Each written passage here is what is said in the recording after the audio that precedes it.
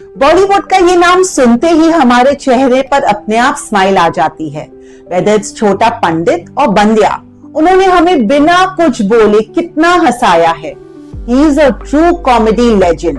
लेकिन पिछले कुछ सालों से स्क्रीन पर हंसाने वाले के पर्सनल लाइफ में काफी अंधेरा रहा है। क्यों बॉलीवुड का वो एक most loved actor Tihar jail पहुंचे?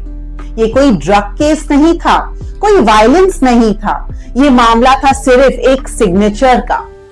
कैसे एक 5 करोड़ का लोन एक लीगल नाइटमेयर बन गया और एक चेक बाउंस होने पर एक्चुअली क्या होता है, आइए समझते हैं। कहानी शुरू हुई 2010 में। वो एक्टिंग के बाद डायरेक्शन में उतरना चाहते थे। अब फिल्म बनाने के लिए पैसे चाहिए, इसलिए उन्होंने अपनी वाइफ के साथ दिल्ली के एक कंपनी से 5 करोड़ का लोन ले लिया। डील बहुत सिंपल थी, फिल्म बनाएंगे, पैसा आएगा और लोन इंटरेस्ट के साथ वापस करेंगे।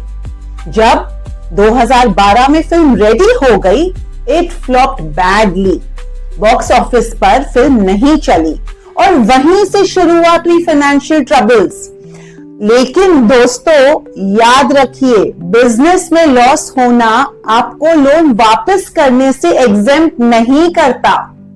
जब लेंडर ने अपने पैसे वापस मांगे तो उनकी तरफ से दिए गए चेक्स बाउंस हो गए और यहां एंट्री होती है इंडियन लॉ के एक बहुत इंपॉर्टेंट सेक्शन की, section 138 of negotiable instruments act.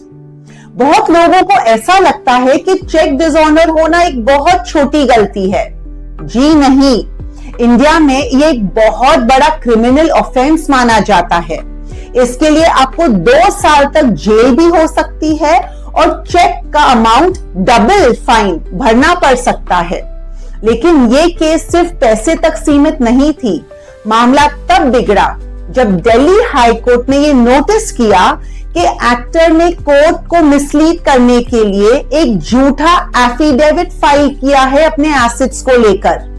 Court पैसा ना होने पर फिर भी थोड़ा नरम पड़ सकता है, लेकिन अगर आपने कोर्ट में झूठ कहा या कोर्ट को मिसलीड करने की कोशिश की, कोर्ट इसे बहुत सीरियसली लेता है।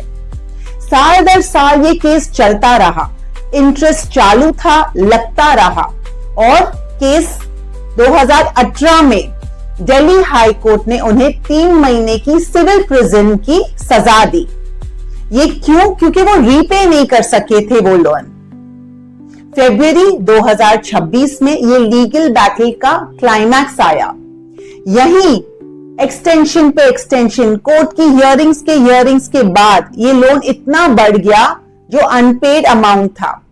दिल्ली हाई कोर्ट ने फाइनली सख्ती दिखाई। कोर्ट ने कहा, law rewards compliance not contempt. कानून उनका साथ देता है जो नियम को मानते हैं, उनका नहीं जो कोर्ट को मजाक समझते हैं।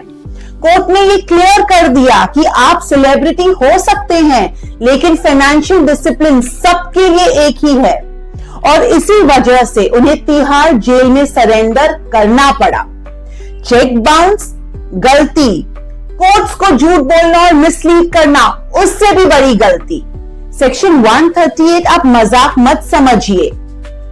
चेक का डिसऑनर होना एक बहुत बड़ी गलती है और कोर्ट को मिसलीड करना उससे भी बड़ी गलती है। एक सिग्नेचर आपके स्क्रिप्ट से बहुत ज्यादा पावरफुल है।